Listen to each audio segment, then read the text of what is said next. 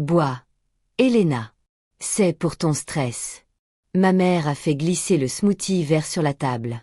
Elle ignorait que j'avais une caméra cachée dans la cuisine. Elle ignorait que je l'avais vue, 10 minutes plus tôt, écraser une dose de médicaments pour le cœur dans ce verre, de quoi tuer un cheval. Elle avait besoin de l'argent de mon assurance vie pour demain matin. Sinon, elle allait se faire avoir. Je n'ai pas crié. Je n'ai pas appelé les urgences. J'ai juste regardé le poison. Puis je me suis tournée vers ma sœur gâtée, Emma, qui fixait ma boisson exclusive avec une jalousie féroce. J'ai souri calmement et j'ai levé le verre. Dis donc, maman, ai-je dit, en m'assurant qu'Emma entende bien. Tu m'as enfin acheté des trucs chers. Avant de te dire qui a bu dans ce verre et le secret que je cachais sous la table, laisse un commentaire pour me dire quelle est la chose que tu as pardonnée à ta famille et que tu n'aurais jamais dû pardonner. Je veux lire vos histoires. Vous vous demandez peut-être pourquoi je ne suis pas partie il y a des années. Pourquoi suis-je restée dans cette maison, à payer leurs factures, à réparer leurs bêtises, à me laisser traiter comme un distributeur automatique de billets? La réponse est simple. J'étais l'enfant à tout faire. Dans toutes les familles toxiques, il y en a une. Emma était le bibelot. Jolie, fragile, là pour être admirée et protégée. Moi, j'étais l'enfant à tout faire. C'est moi qui réparais le toit qui fuyait quand Cameron avait dilapidé l'argent au jeu. C'est moi qui remboursais les cartes de crédit que Suzanne avait utilisées à outrance pour des voyages indispensables à Cabo. Je n'étais pas aimée. J'étais utilisée. Et pendant longtemps, j'ai confondu être indispensable et être aimée. Ils pensaient que j'étais faible. Ils pensaient que je restais parce que j'avais désespérément besoin de leur approbation. Ils ne se rendaient pas compte qu'en signant les chèques, je gardais aussi les reçus. Le déclic s'est produit il y a 2 mois. Je suis rentrée d'une journée de travail de 12 heures et j'ai trouvé un avis de saisie immobilière collé sur la porte d'entrée. Cameron avait ignoré le prêt immobilier pendant 6 mois. On était à 48 heures de l'huissier qui jetterait nos meubles sur la pelouse. Suzanne pleurait dans la cuisine. Non pas parce que nous perdions notre maison, mais parce qu'Emma n'aurait plus d'endroit pour réunir son club de lecture. Cameron arpentait la pièce, cherchant un coupable. « Répare ça, Elena, dit-il. » Il ne me demanda pas, il ordonna. « Tu as des économies. Paye les dettes. » Je le regardai et, pour la première fois, le brouillard se dissipa. Je vis un homme qui allait me ruiner et ensuite se plaindre de la poussière. « Je paierai, dis-je, mais à une condition. » Je les conduisis chez un notaire cet après-midi-là. Je payai les 50 000 $ en une seule fois. Mais en échange, ils signèrent un acte de cession rapide. Ils transférèrent le titre de propriété de la maison à mon seul nom. Ils signèrent par désespoir et par arrogance. Ils pensaient que ce n'était qu'un bout de papier. Ils pensaient pouvoir me manipuler pour que je leur rende la maison plus tard ou que je ne les mettrais jamais à la porte. Ils pensaient que j'étais toujours leur propriété, donc, par extension, la maison leur appartenait. Cette signature fut le premier clou dans leur cercueil. Le second, il y a 2 semaines. Je me suis tenue dans le salon et je leur ai annoncé que je partais. J'avais acheté un appartement. J'en avais fini de payer leurs factures. Suzanne n'a pas pleuré. Elle n'a pas dit que je lui manquerais. Elle a levé les yeux de son magazine et a demandé « Mais qui va payer la taxe foncière le mois prochain ?» Ce soir-là, je suis allée au bureau de Cameron pour chercher un timbre. J'ai trouvé un dossier sur son bureau, enfoui sous des formulaires de course. C'était une police d'assurance décès et invalidité accidentelle. À mon nom, la couverture était de 2 millions de $. La signature en bas était une grossière imitation de la mienne. La bénéficiaire avait été changée d'Emma à Suzanne. Je suis restée là, dans le noir, tenant le papier qui donnait un prix à ma vie. J'ai alors compris que je n'avais plus aucune valeur à leurs yeux. Je n'étais plus utile comme infirmière ou banquière. Je valais plus morte. Je ne les ai pas confrontés. Je n'ai pas crié. J'ai remis le dossier exactement où je l'avais trouvé. Je suis sortie du bureau et je suis allée acheter un appareil photo. Je ne les ai pas confrontés au sujet de la police d'assurance, car la confrontation donne à l'ennemi l'occasion d'inventer un mensonge. Au lieu de ça, je suis allée dans un magasin d'électronique à 2 villes de chez moi et j'ai acheté un chargeur mural USB à 40 $. Il ressemblait trait pour trait au bloc blanc bon marché qu'on utilise pour charger un iPhone, sauf que celui-ci avait un objectif de caméra sténopé juste au-dessus du port USB. Je l'ai branché sur la prise de la cuisine hier après-midi. Mon chargeur a rendu l'âme. J'ai dit à Suzanne, ne le débranche pas. J'en ai besoin pour mon service demain. Elle ne l'a même pas regardé. Pour elle, c'était juste un autre objet encombrant dont j'étais responsable. 2 heures avant le dîner ce soir, je me suis assis dans ma voiture, garée un peu plus loin, et j'ai ouvert l'application sur mon téléphone. La transmission était d'une netteté impeccable. La première chose que j'ai entendue, c'était la voix de Cameron. Il était au téléphone, en mode haut-parleur, et arpentait la cuisine. La voix à l'autre bout du fil n'était pas celle d'un guichetier. C'était celle d'un homme à la voix d'un calme glacial qui m'a terrifié plus que n'importe quel cri. Lundi matin, Cameron, dit la voix. 9 heures. Vous avez les 500 000 $ ou vous quittez la maison dans un sac mortuaire. Nous n'accordons plus de prolongation. Cameron a raccroché. Il avait l'air malade. On aurait dit un animal pris au piège. Il faut qu'on le fasse ce soir, murmura-t-il. Suzanne était près du comptoir. Elle sortit un flacon de médicaments de son sac. J'ai immédiatement reconnu l'étiquette orange. C'était le Dejoxin de ma grand-mère. Elle était décédée 3 mois plus tôt, et Suzanne prétendait avoir vidé l'armoire à pharmacie. Je croyais qu'elle les avait jetés. Je me trompais. J'ai vu ma mère verser une poignée de comprimés blancs dans un mortier. Elle a commencé à les broyer. Le bruit était un crissement rythmé. Crissement, crissement, crissement. Mais ce ne sont pas les agissements de Suzanne qui m'ont brisé. Ce sont ceux de Cameron. Il ne l'a pas aidé à broyer les comprimés. Il n'a pas préparé le smoothie. Il était assis dans son fauteuil inclinable du salon, visible dans un coin de l'image. Alors que le bruit du broyage s'intensifiait, il a pris la télécommande. Il ne s'est pas retourné. Il ne lui a pas dit d'arrêter. Il a simplement augmenté le volume du jeu télévisé qu'il regardait. Il y a une forme particulière de mal dans la passivité parentale. On appelle ça l'effet du spectateur. Mais au sein d'une famille, c'est pire. C'est le parent qui dit « Je ne t'ai jamais touché ». Tandis que l'autre parent me rouait de coups, Cameron se persuadait de son innocence. Il se disait que s'il n'avait pas touché au poison, il n'était pas un meurtrier. Il n'était qu'un homme qui regardait la télé pendant que sa femme réglait leurs problèmes financiers.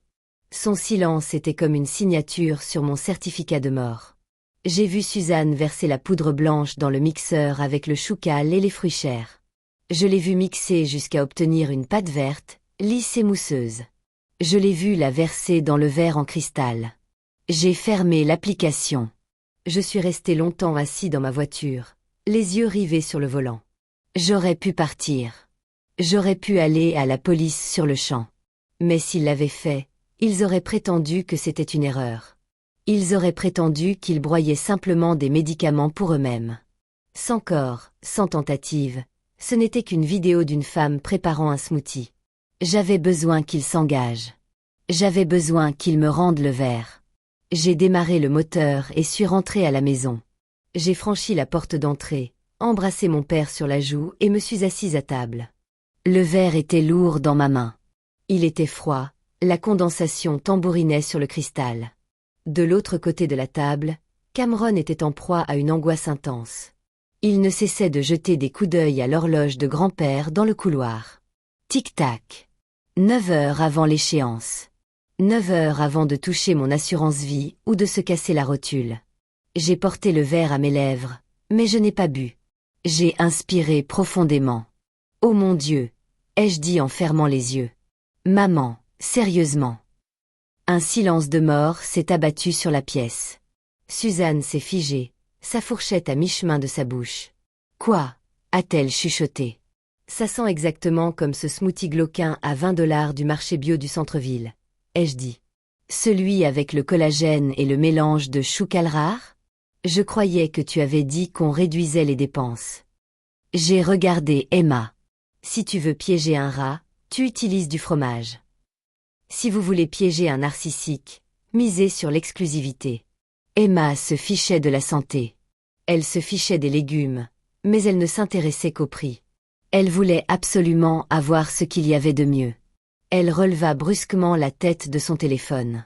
Ses yeux se plissèrent, scrutant le verre dans ma main. « Depuis quand achètes-tu des smoothies à 20 $ pour Elena ?» demanda-t-elle.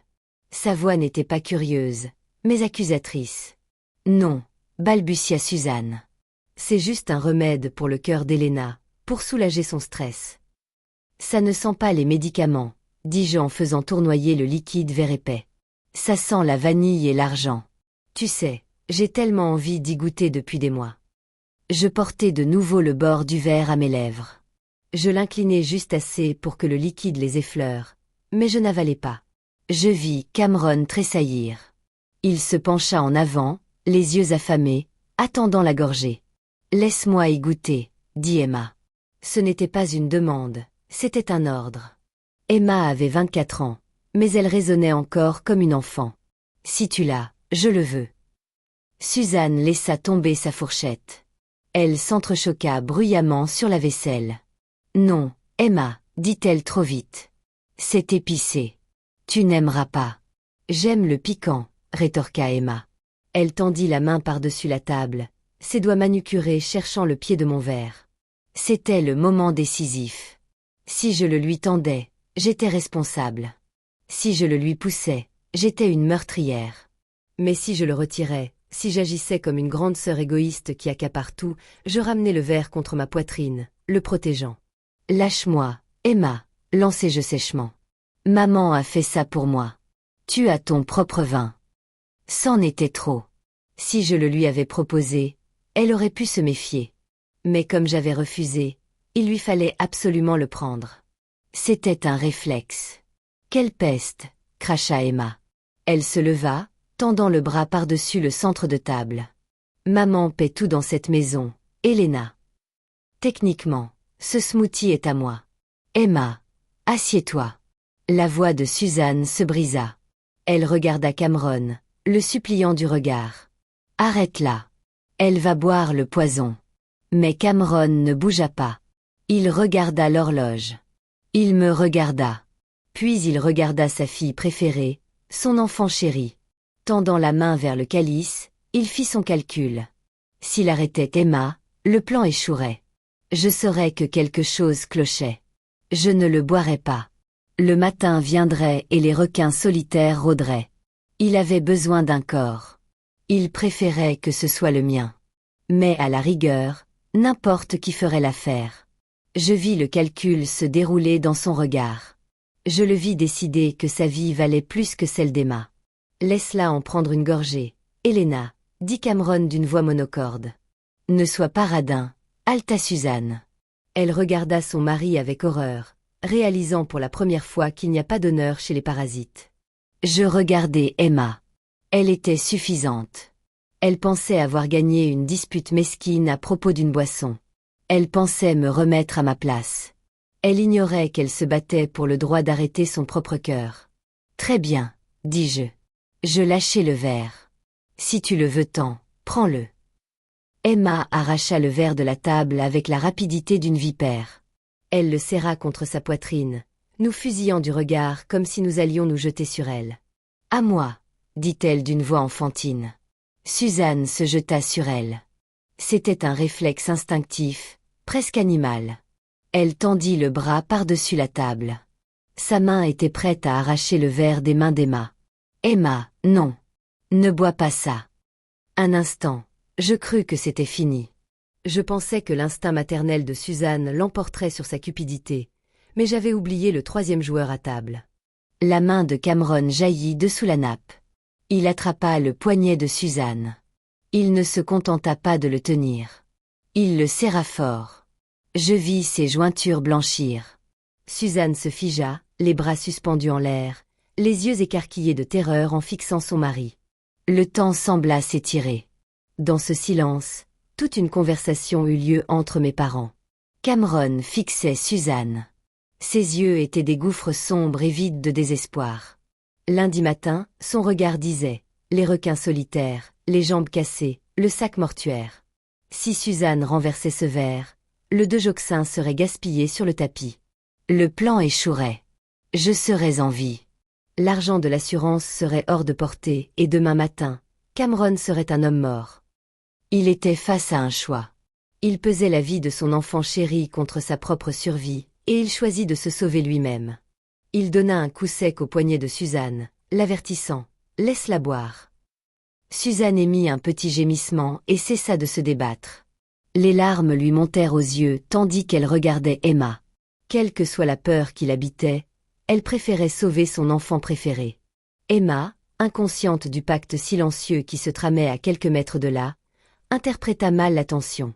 Elle pensait que Suzanne en faisait tout un plat pour un smoothie cher. « Vous êtes ridicule », railla-t-elle. « Ce n'est qu'un verre. » Elle leva le verre, me regarda avec un petit sourire suffisant et avala une énorme gorgée comme si c'était un défi. Je regardai le liquide vers disparaître. Ironie cruelle de la façon dont le sentiment de supériorité détruit une personne. Emma ne s'effondrait pas à cause d'une mauvaise décision prise sur le coup. Elle s'effondrait parce qu'elle avait été élevée dans le principe de la permission. Habituée à prendre ce qu'elle voulait. Habituée à croire que les limites ne s'appliquaient pas à elle. Habituée à traiter mes affaires comme un bien commun et mes protestations comme un bruit de fond. Ils ont fabriqué l'arme. Je l'ai juste posée sur la table.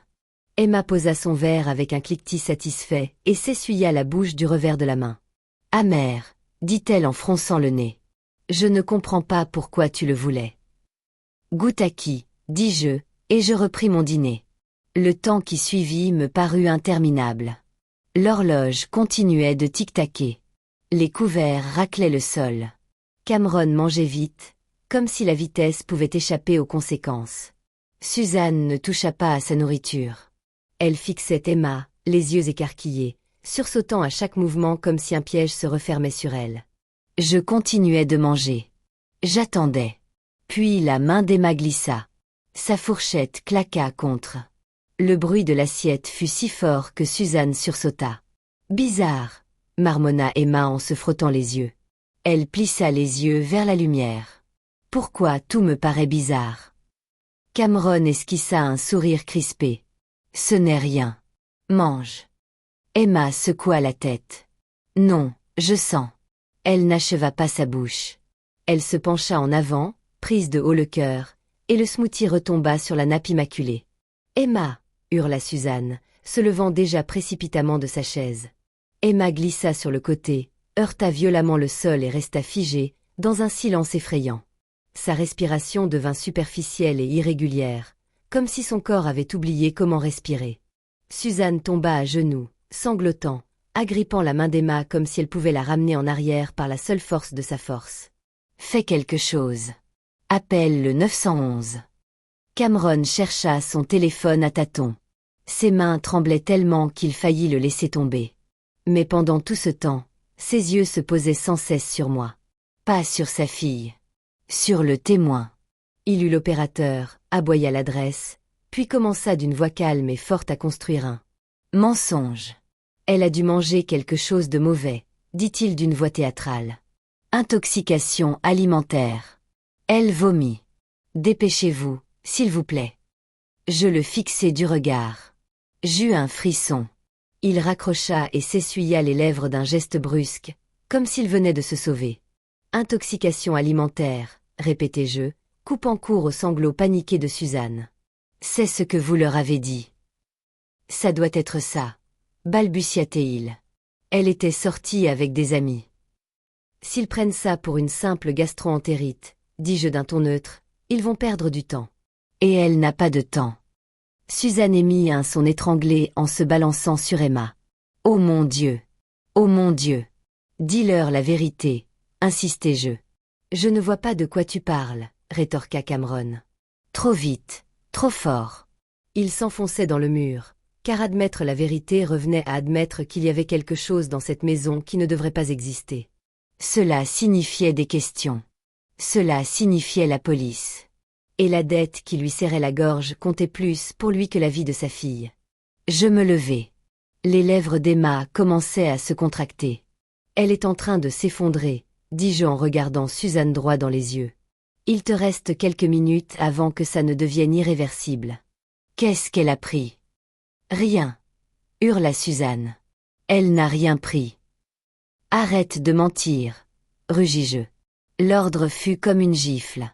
Un silence pesant s'installa dans la pièce. Je sortis mon téléphone, tapotai l'écran une fois et le plaçai à quelques centimètres du visage de Suzanne. Une vidéo s'afficha, nette et sans équivoque. La cuisine, la bouteille, la poudre, les mains, le moment où elle avait été versée dans la boisson.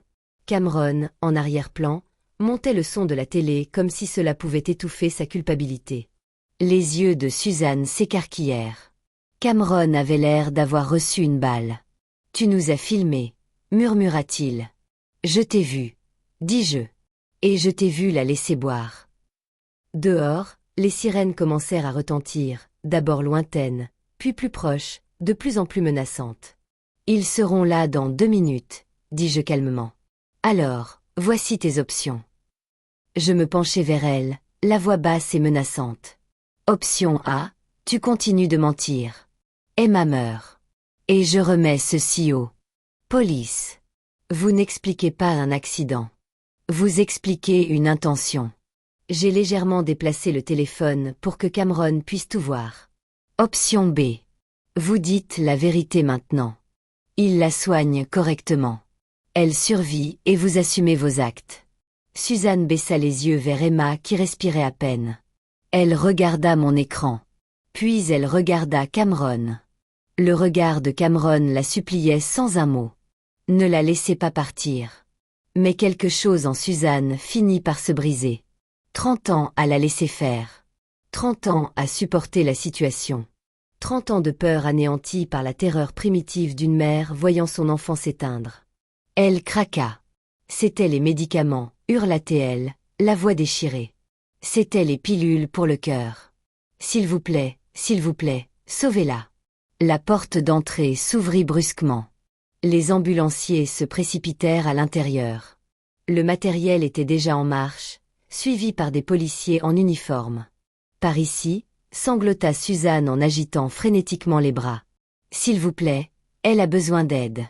Je reculai et laissai la pièce devenir ce qu'elle devait devenir. Des mains agiles, des ordres concis, de l'oxygène, des perfusions, un moniteur qui bipait d'une intensité impitoyable honnêteté. Je me suis alors tourné vers l'agent qui rôdait dans l'embrasure de la porte, visiblement déconcerté par le chaos. « C'est moi qui ai appelé tout à l'heure », ai-je dit en lui tendant une petite clé USB.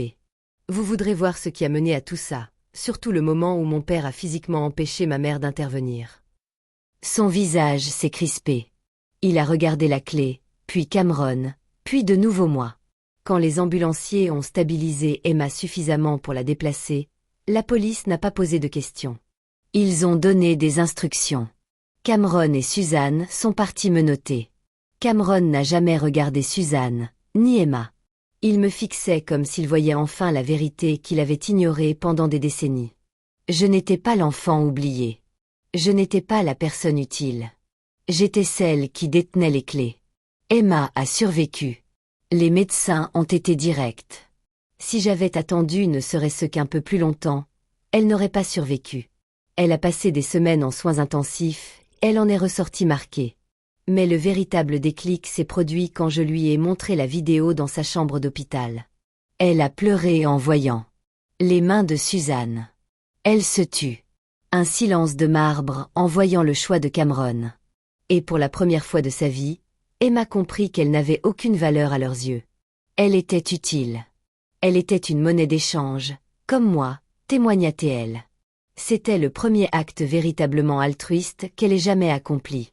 Peut-être parce qu'elle avait enfin compris la vérité. Les monstres ne vivent pas que dans les contes de fées. Parfois, ils vivent dans votre cuisine, souriant de l'autre côté de la table.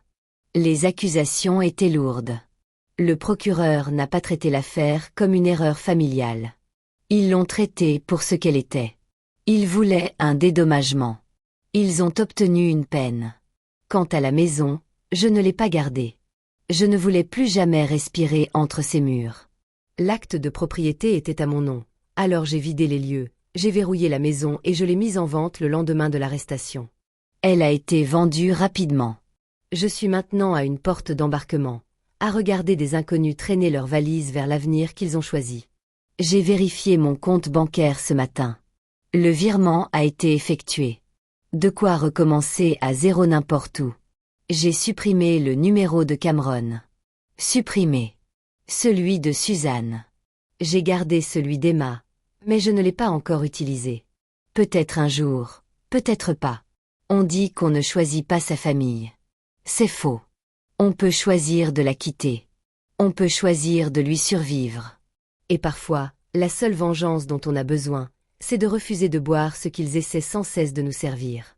Alors dites-moi, si vous étiez à ma place, en train de regarder ce verre dans sa main, l'auriez-vous renversé? Ou auriez-vous laissé l'enfant chéri en prendre une gorgée?